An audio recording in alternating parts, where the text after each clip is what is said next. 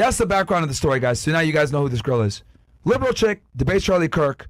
Aiden invites her on stream to debate Nick as one of the feminists. She declines, saying that I'm not going to platform a white supremacist / bigoted racist, blah, blah, blah, insert fucking stupid term here. And then I went ahead and I responded to her saying that stupid shit, and we could play the clip. All right.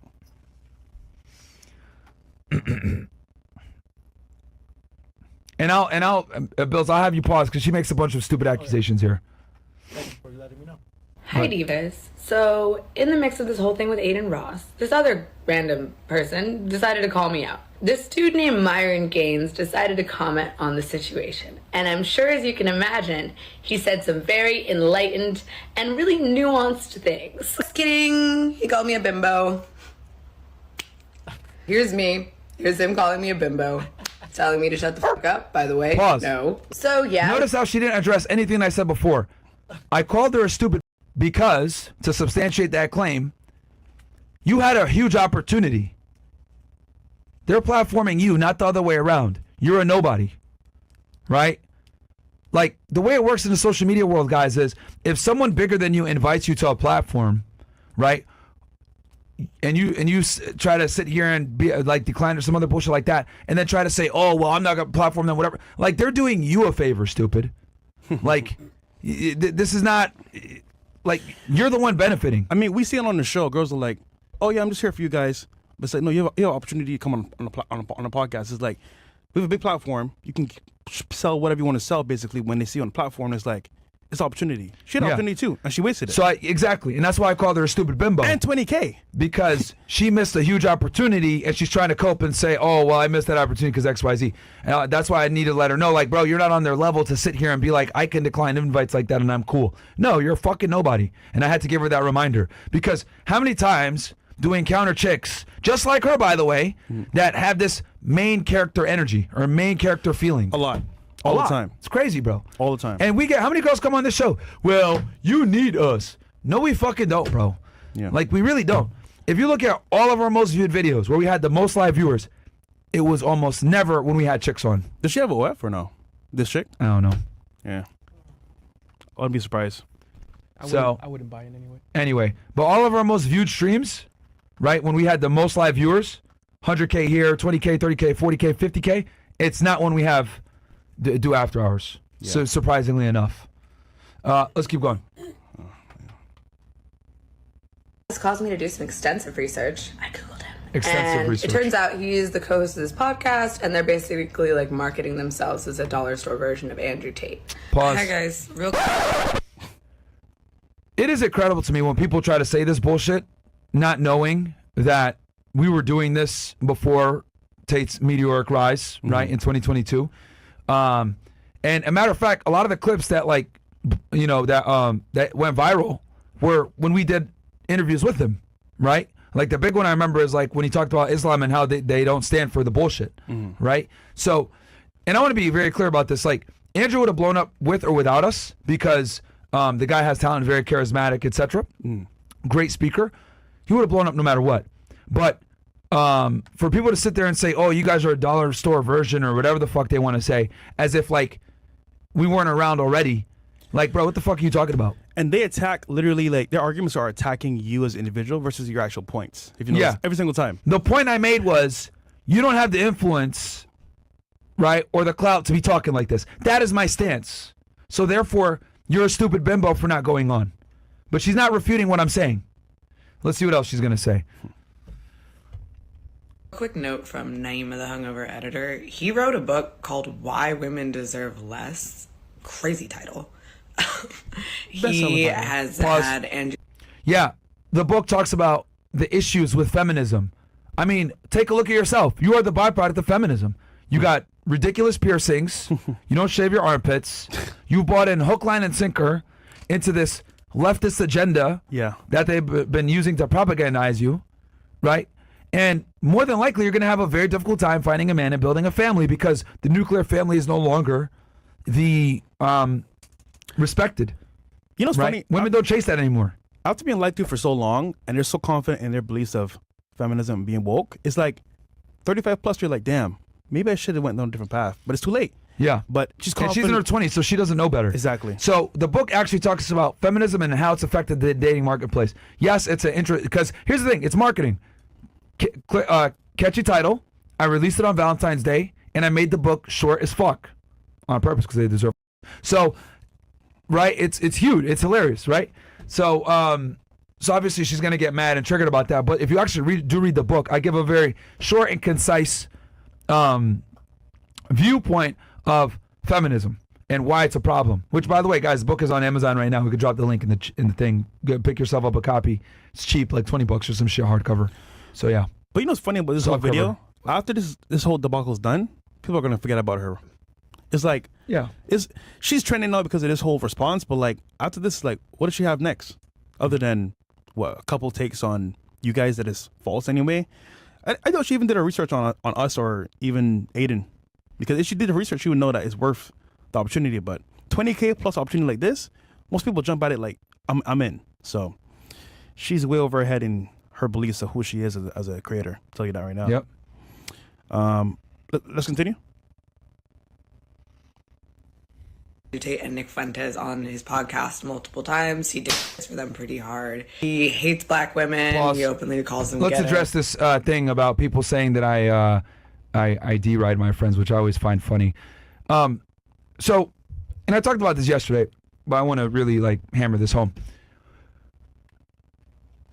Anytime you have conservative values, right? Whether it's the promotion of the nuclear family, masculinity, men being protectors and providers, being a leader, etc., and this other shit. These things tend to be controversial in 2024. Yeah. Right? And though a lot of people agree with it, they can't actually go out and say these things. Right? It's no mistake that people like me, Nick, Andrew Tate, Sneeko, etc., have been able to build massive audience. It's because there is a silent majority that's tired of the fucking politically correct left-wing bullshit. However, this is not necessarily exemplified in the social media world. Most social media creators either stay neutral or lean left. Why? Because it is far more profitable to be a liberal left-wing creator than it is to be a conservative right-wing creator. Okay? If you look at like people that get banned, people that get censored, demonetized, whatever it is, they almost always lean on the right. Very rarely do they lean on the left. Right? So when I show support for guys like Andrew, for Nick, or whatever like that, it's because there's not many of us, guys. Right? If you guys actually go out into the social media world and look at the majority of influencers, very few lean right. And there's a bunch of reasons for that. One of them is financial. Because if you lean right, you risk getting deplatformed, banned, censored, demonetized, etc. So most creators are left-leaning. Or, if they don't lean anywhere, they stay in the middle and stay away from politics altogether. Many of them have come to me and told me I agree with everything that you say. But I'm not going to say that shit on my stream. Right? So, when I show support for guys that are like myself, that are controversial, lightning rods for the left to attack, etc., I show support because we think the same and there's not that many of us and we're stronger together than we are apart. That's why I so strongly support guys like Andrew when they're getting, falsely accused. That's why I so strongly support guys like Nick when they're being called all these pejorative terms. That's why I strongly support guys like Sneeko when he's talking about the importance of the nuclear family and conservative values. I support these guys so heavily, Crowder, everybody, even though I might disagree with them on some things, I support them because there's not many of us guys. There's very few people that lean right in the social media world. So we got to stick together. So her trying to sit there and trivialize it as you're deriding. Well, look, you as a stupid liberal female don't understand the importance of loyalty and how that's a inherently masculine trait. Why is it an inherently masculine trait? Because before the advent of the fucking internet and social media and all these modern conveniences, right? We used to have wars. And for you to win the war and preserve you, your nation, and your people, you needed to stick there and fight. Okay? Every single guy on the line that you were fighting alongside, you needed to put the utmost trust and loyalty to that individual. Loyalty is inherently a masculine trait. It's not really a feminine trait. It's a masculine trait, right? Because it's been tested since the beginning of time through battle and wars. So we've been able to kind of stray from that now because we live in a very civilized and safe and first world existence. Comfortable, yeah. So since loyalty, and that's why so many people say loyalty is like, it's so hard to find it. Why? Because we don't have to put it through the test anymore through violence of wars. So this is why it's a masculine trait, and this is why it's been respected for so long, because if you're loyal and you want to pick up a sword and fight alongside your brother, that means that both of you are working together to preserve your people, preserve your nation, preserve your religion, preserve your culture. That's an admirable trait. But obviously a like this doesn't understand that, because women don't understand the concept of loyalty when it comes to putting yourself on the line regardless of the potential outcome. They don't get that. Because, and I don't blame her for this, that she doesn't get it. Because women don't fight wars. Women don't engage in conflict. They're not as risk tolerant as men are. They're risk averse, if anything. And they don't care either. And they don't care. Yeah. So for her to say that, if anything, exemplifies the female mindset and the female talking points of, this guy is a D-rider, blah, blah, blah. When in reality, no, it's called loyalty, you dumb bimbo. You just don't understand it. So guys, quick word from our sponsor real fast. You know we don't mess around when it comes to leveling up, and that goes for your coffee too. If you're still drinking that sugary shit, you're already started your morning off wrong. 1775 Coffee's protein creamer is what real men use to start their day. 10 grams of whey protein per serving, designed to build muscle and boost metabolism. Most people are tossing whey protein into their coffee, but we took it a step further and made a creamer with whey protein already built in, no added sugar, just protein. They just dropped this protein creamer along with a whole new lineup. In addition to the classic dark and medium roast, you'll find new coffee pods and a brain-boosting mushroom blend that'll have you focused like a sniper locked in on CNN. Don't start your morning funding the woke mob and dumping garbage into your body. Do it right with 1775 Coffee. Use code FRESH to get 15% off. Guys, I'm drinking 1775 Coffee right now, man. As we walk it like we talk it over here, guys, and they got one that has a protein blend, man, so definitely go show them support. Shout out to 1775 Coffee. This is another reason why a lot of creators are females, bro. They don't ever like go past that plateau of getting a certain amount of followers, because to them it's like, okay, I can wing this on the fly and not understand how this shit actually works. And if you understand how things work, collaborations do a big number for your, platform, for yourself as a creator, for your audience. So for her to say no to this, I'm just like, bro, and 20K, you are literally insane. She's stupid. And then for her to sit there and try, like I said, to use the concept of your D-riding when in reality I'm just showing support and being loyal to my friends that support me, like Andrew, Nick, all these guys, they've said good things about me, man. Like when they didn't have to, right? So I support them, they support me. So, haters gonna hate, man. Haters gonna hate. Yeah. But I don't expect her to understand this shit because she's a woman, and on top of that, she's a lefty female, right? What's up next? Let's continue. Oh yeah, I hate black women. You want to address this one first? Well, that's not true. She said that the podcast hates black women. Well, that's not true at all. I believe that dabbling in the dark every now and then is fine. Like we dabble in the dark every now and then. But to be fair though, they took this one clip of us talking about an app called Blacked, and they said that we hate black women because we made fun of the girls on the app. When in reality speaking, like if you are if you're like in our current scenario right now, and you have the dating app, for example, like Blacked, you don't want to date, certain types of ghetto chicks, bro. You just don't want to. So we made a joke about that, and it took it to a whole nother level. And Andrew Schultz tried to ambush us on that topic, a bunch of other people too as well. And it's just like, yo, bro, we obviously make fun of everybody. So to just single out on black people that we hate is you trying to put a narrative that's not true. So listen, bro, at the end of the day, we don't partake in certain things, and it just happens to be that we don't really date black girls. That's it. Let's see what she says. Check this out. So hit play, and let's see what she says after this, because it's hilarious. Cool. And all kind of crazy stuff on his podcast. Yeah. Now, content like this is especially bad. Pause, because she mentioned that, because I said that they're ghetto. Look. You ain't lie though. Yeah, but like I have an issue. I don't like ghetto people. Whether they're black, Hispanic, white, whatever. Don't matter who it is. I mean, okay, I've been extremely critical of Bad Baby for being a ratchet ass, but she's white. Where's the uproar there? I cook her on X all the fucking time. not one person comes in and says, Myron, you hate white women. See the fucking difference? Because they don't necessarily care that I'm calling a ghetto thought. They care that they can use me calling her a ghetto thought to substantiate a claim that I'm racist towards black women. That's what they care about. When I criticize Hispanic women for being ratchet thoughts, nobody gives a fuck. How many times have I said on this podcast, you're a ratchet hoe, whatever the fuck it is, and she's not black at all. But no one ever clips that or uses that and says, oh, you hate Hispanic women or you hate white women. Or Asian. Or Asian. Only black. God forbid, though, that like we actually had that stance. Why would they come on the show? Why would they even be here? Like, they wouldn't be here at all. So that argument is just funny because it's like, you want to pin us in this light, but you have no idea what we actually do or believe in. You just assume from a clip. So I have an issue. This is what it is. I don't hate black women. I hate ghetto people. It just so happens that a lot of women tend to be ghetto. Ta-da!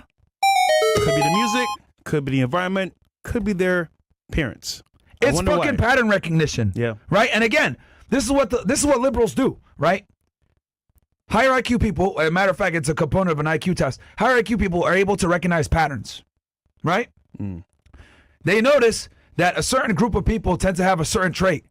So stereotypes are a very healthy human response to recognizing patterns of behavior, right? Every single one of you niggas right now, let's go into a dream scenario.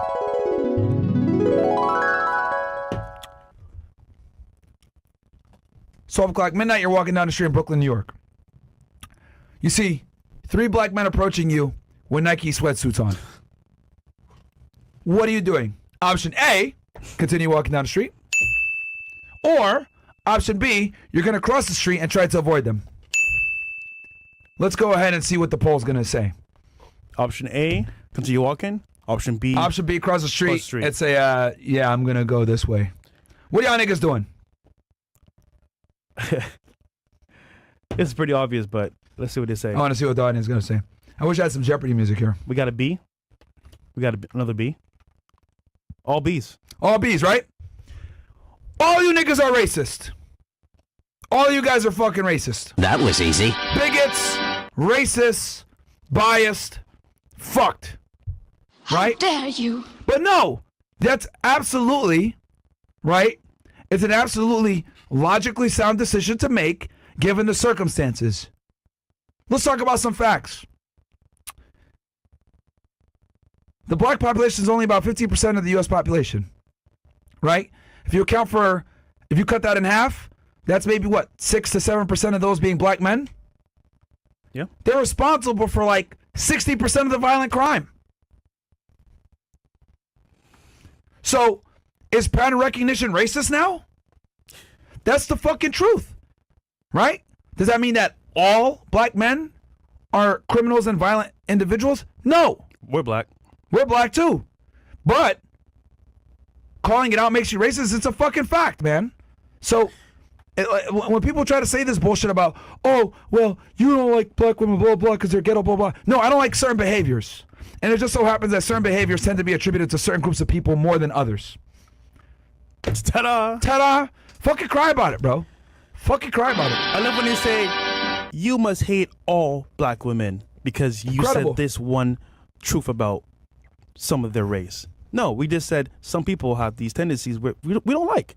And guess what? It's my life. If I don't like it, fuck you. And here's another thing. You know what's interesting? We'll have some fun with this real quick, right? Like, let's rewind the scenario. Let's say it's me, Fresh, and Bill's walking down the street, and we see somebody coming towards us. Why you throw me in it? Because you look like a nigga, bro. God. Yeah, So- I'm not like dreads. Yeah, you a nigga, bro. Yeah, dreads, bro. So let's say we're walking down the street. Someone sees us. We like That you, guy though. crosses the street. Am I gonna get mad? No. No. I wouldn't get mad, right? Because I'm able to look at his behavior, be objective, say, okay, given the data out there, there's a likelihood It makes sense. that we could do something to him. So he's moving accordingly. I wouldn't get angry at him. I'd be like, fair enough. I wouldn't get offended.